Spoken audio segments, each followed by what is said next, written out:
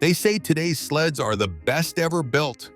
More power, more features, more technology. But out on the trail, that's not what riders are seeing.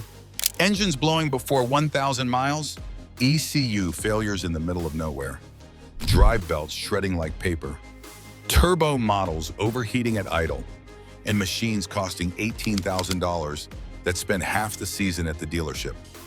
Meanwhile, the old sleds, the ones with 6,000, 10,000, even 20,000 miles, are still running. So what happened? How did the snowmobile industry move from machines that lasted decades to machines that can barely survive a winter? This isn't nostalgia. This isn't back in my day. This is a truth every rider over 40 already knows. Old sleds were tougher, new sleds break more. And there's a reason for that, a reason the industry doesn't like to talk about. Today, we're digging into the rise and fall of snowmobile reliability and the choices that turned a once bulletproof sport into a fragile mess of sensors, screens, and expensive repairs. Strap in, because this one hits close to home. When snowmobiles were built to last. If you rode in the 70s, 80s, or 90s, you remember a different kind of snowmobile. A sled with a steel chassis, a simple carbureted engine, a fan-cooled twin that would run even when beat to hell. Parts you could replace with a wrench, a hammer, and a flashlight. Back then, reliability wasn't a talking point. It was a given. Machines like the Polaris Indy 500, the Arctic Cat El Tigre, the Yamaha Phaser, the Ski-Doo Safari, the Polaris Trail Indy, the Ski-Doo Formula Series. These sleds weren't perfect. They rattled, they smoked, they leaked a little, but they ran, winter after winter, mile after mile, year after year. You could store them all summer, pull the rope in November, and they'd fire like nothing happened. And when something did break, you fixed it yourself, and it stayed fixed. Old sleds had one job: keep running. The new era, faster but fragile. Somewhere along the way, that changed. Today's machines are faster, yes. More powerful, yes. More advanced, absolutely. But tougher? More reliable? Not even close. Modern sleds break in ways old sleds never could. 1. ECU failures. If a single sensor glitches, the whole machine goes limp. You can't diagnose it, you can't bypass it, you can't fix it on the trail. The sled decides it's done, and that's that. 2. Belt explosions. 180 horsepower plus mountain gearing plus lightweight clutches equals belts that explode at 500 miles, sometimes less. Back in the day, belts lasted seasons. 3. Turbo models overheating. A $20,000 machine shouldn't overheat in deep snow, but some do. 4. Fuel pump issues. Electronic fuel systems are precise, but failure-prone in freezing conditions. 5. Plastic parts everywhere. Body panels, mounts, brackets, even structural elements. Plastic saves weight, but cracks in the cold. 6. Dealer dependency. Need to change a fuel map? Dealer. Clear a code? Dealer. Update the software? Dealer. Fix a no-start condition? Dealer. You can maintain a new sled, but you can't repair it the way you used to. And riders see it every season. Old machines limp home. New machines get towed. Why did this happen? The industry shift no one talks about. This wasn't an accident. It wasn't a mistake. It wasn't just technology. It was a choice. A shift in how manufacturers build and sell sleds. Because back when snowmobiling was exploding in the 1970s and 80s, companies needed machines that could last. The sport depended on repeat buyers, and a brand's reputation lived or died by reliability. But today, sleds cost $15,000 to $20,000. Models change every year. Technology updates constantly, and the market is shrinking. Manufacturers make more money selling expensive, high-performance machines that require dealership service. than they ever could from simple, durable models. Reliability doesn't make money, maintenance and upgrades do. The weight of power, chasing horsepower at all costs. Let's be blunt, old sleds weren't reliable because they were magical. They were reliable because they were modest. 55 horsepower, 65 horsepower, maybe 90 on a hot day. Simple engines, simple clutches, simple cooling. Modern sleds, 150 horsepower stock. 180 with a turbo. Some tuners push 240. You can't make that kind of power without stress, and stress breaks things. Lightweight frames crack, high-temp turbos cook belts, massive horsepower strains every moving part. Power sells, but reliability pays the price. Electronics, the double-edged sword. Electronics made sleds smoother, cleaner, and easier to ride, but they also made them fragile. A carburetor never froze a sensor. A mechanical reverse never needed recalibration. A kill switch never needed a software update. Today, snowmobiles rely on sensors, modules, actuators, mapping, digital dashboards, CAN bus wiring, electronic reverse, programmable keys. Amazing when it works. A nightmare when it doesn't. Electronics don't wear out. They fail without warning, without mercy, and usually without a trailside fix. The biggest problem? Planned dependency. Here's the part riders hate to admit. In the old days, companies built machines you could keep for 20 years. Today, companies build machines you upgrade every few seasons. And why wouldn't they? A reliable sled hurts sales, and a fragile one creates a service revenue. Parts sales, new sled orders. Accessory sales, maintenance packages. Modern business rewards turnover, not longevity. The old days produced loyal riders. The new days produce returning customers. There's a difference. But something unexpected happened. With all the power, technology, and engineering, with all the marketing and the high-end features, something strange happened in the last decade.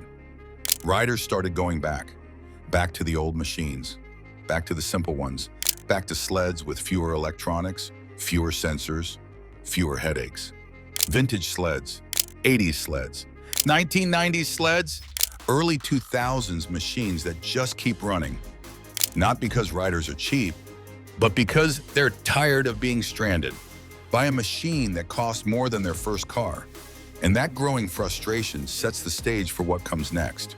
Because the decline of reliability didn't just hurt riders, it reshaped the entire snowmobile culture. For decades, snowmobiling was built on loyalty. You rode Polaris because your dad did.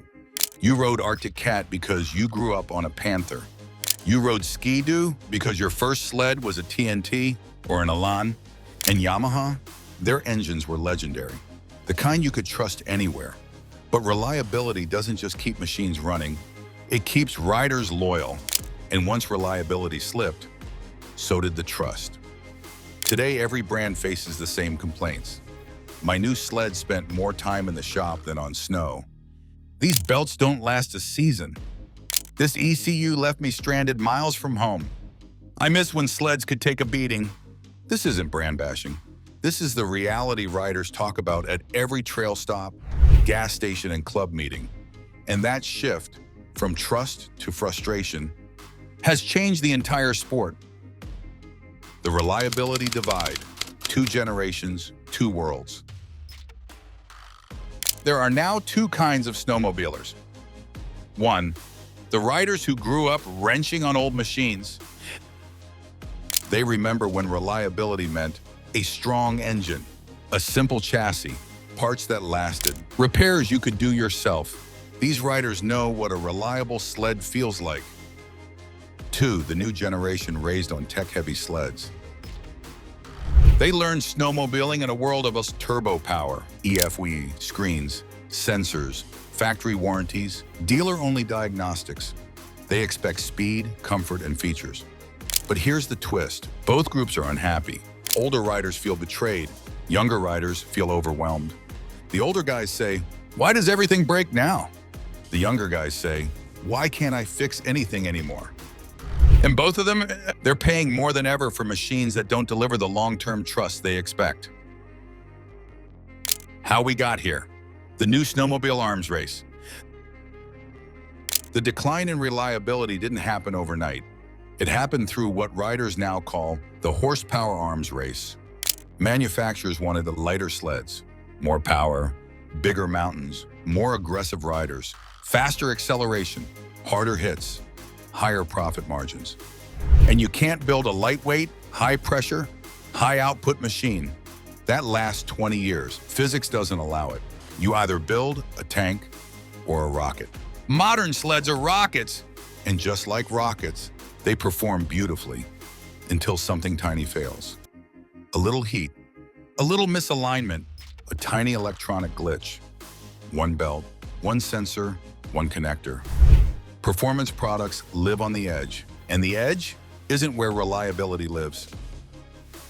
The hidden costs of better performance. When you buy a modern sled, you're not just buying a machine. You're buying a commitment, scheduled maintenance, software updates, recalibrations, high-cost parts, premium fuel, expensive belts, specialized oil, dealer-only diagnostics. Snowmobiling used to be a fun winter hobby. Now it's a seasonal investment. Riders didn't sign up for that, especially the older guys. To them, snowmobiling was a toolbox hobby, not a high-tech subscription service. The dealer dilemma, when reliability becomes a revenue stream. Dealers used to be your backup. Now, they're your lifeline. Modern sleds require ECU resets, mapping updates, TPS calibrations, electronic reverse programming, CAN bus troubleshooting, proprietary tools, factory software access. Even a simple no-start issue can turn into a 2-week dealer wait. Dealers aren't the villains. They didn't design the sleds, but the industry learned something the old days never relied on. A fragile machine is profitable. A reliable machine is not. Every breakdown is billable. Every update is service. Every failure is a part sale. Every replaced component is revenue. Reliability costs manufacturers money. Unreliability generates it. That's the dark truth. The moment everything snapped, when Yamaha walked away. If you want to know how far reliability has fallen, just look at Yamaha. For decades, Yamaha engines were the gold standard. Bulletproof, smooth, reliable, durable, overbuilt in the best way. And then, they left. 2023 was the final year of Yamaha snowmobiles. The end of an era. The end of the last brand whose identity was reliability. When Yamaha announced they were done, riders didn't cheer. They panicked. Because deep down, riders knew, if even Yamaha walked away, the era of reliable sleds was truly over. The cultural shift. Riders becoming customers instead of owners. Old school snowmobiling was community-driven. Riders helped each other. Shared tools, shared knowledge, shared parts. You fixed your buddy's sled, he fixed yours. Modern snowmobiling? Riders aren't owners anymore, they're customers. When a sled breaks, you don't ask your neighbor. You don't try something. You don't open the hood. You schedule. You wait. You pay. That shift didn't just change the machines, it changed the culture. It took snowmobiling from independent to dependent, from mechanical to digital, from durable to delicate. The consequences, a sport that's becoming unsustainable.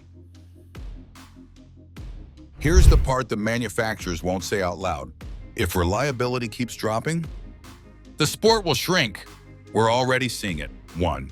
Fewer young riders if they can't afford repairs and they don't want to deal with constant issues. 2. Older riders quitting. They don't want to rely on a dealership or get stranded by a sensor. 3. Trails losing volunteers. When the 50-plus crowd stops riding, club work collapses. 4th, used market inflation. Reliable old sleds become more valuable than newer fragile ones. 5. Fewer family riders. Parents won't trust fragile machines with inexperienced kids. Reliability isn't just a technical issue, it's a cultural one, a financial one, a generational one, and it threatens the very foundation of the sport. The turning point. Are riders finally fighting back? Something interesting is happening. Riders are rejecting the fragility. They're buying older sleds, rebuilding older sleds, restoring older sleds, keeping vintage machines alive longer than anyone expected. Not because they're cheap, but because they're dependable. The more modern sleds fail, the stronger the vintage scene becomes. The more electronics glitched, the more people want simplicity. The more fragile the sport feels, the more riders crave the durability of the past. Reliability isn't dead. It just moved backwards. The future of snowmobiling depends on one thing. Manufacturers can fix this. They have the tools, they have the knowledge, they have the engineers. But the question is, do they have the will? Because building a reliable machine means less profit in service, fewer yearly upgrades, fewer parts failures, fewer code-triggered repairs, fewer planned replacement cycles. The future of snowmobiling comes down to one simple choice: build machines that last, or watch the sport fade. Because riders are tired of fragile sleds, tired of dealer dependency, tired of paying car prices for machines that can't survive a season. And if reliability doesn't come back, neither will the next generation of riders.